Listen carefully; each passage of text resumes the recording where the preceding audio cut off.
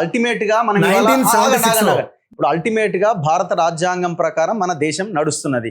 వాళ్ళు అనేది ఏంటంటే భారత రాజ్యాంగం వచ్చినప్పటి నుంచి మీరు అప్పుడు ఎంటర్ కాలేదు అదే కదా వీళ్ళు అంటున్నది.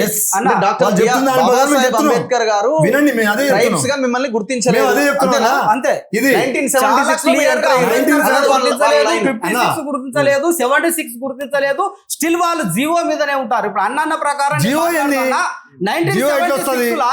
ఒకటి తెలవాలి, ఒక జియో ఎట్లొస్తుంది?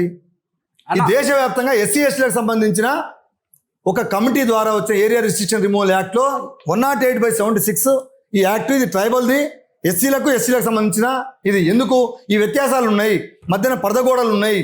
మా అన్న మా తమ్ముడు పక్కనేమో ఎస్టీలు ఉంటారు, ఇక్కడ మేము డిఎన్టీ కింద ఎందుకుంటామని చెప్పేసి ఈ మన తెలంగాణ ఆంధ్రప్రదేశ్తో పాటు ఉమ్మడి ఏపీతో పాటు దేశంలో వివిధ ప్రాంతాల్లో కూడా ఈ రకమైన సమస్యలు ఉందని గమనించి కేంద్ర హోంశాఖ మంత్రిత్వ శాఖ ఇగో ఆ గెజిట్ తీసుకొచ్చిన పాయింట్ చూపిస్తున్నాను. ఇది రాంగ్ కాదు, నేను ఇస్తుంది కాదు, ఇది నేను వాళ్ళు 100% అంబేద్కర్ గారు ఎందుకు మిమ్మల్ని అంటే భారత రాజ్యాంగము బాబాసాహెబ్ అంబేద్కర్ రాసిన తర్వాత 1976 108 అమెండ్మెంట్ జరిగింది భారత రాజ్యాంగం ప్రకారం కదా.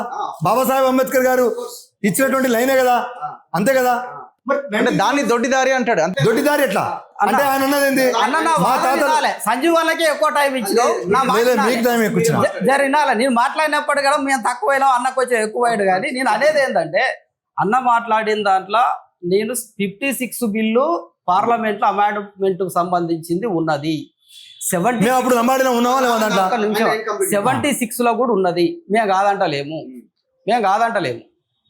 ఇప్పుడు ఎప్పుడైతే క్రిమినల్ ట్రైబల్ యాక్ట్ వచ్చిందో అక్కడనే బ్రిటిష్, ఇప్పుడు అన్న ఒక మాట మాట్లాడాడు చాలా క్లియర్గా. ఇగో ఈ పుస్తకం చదివితే తెలుస్తుంది.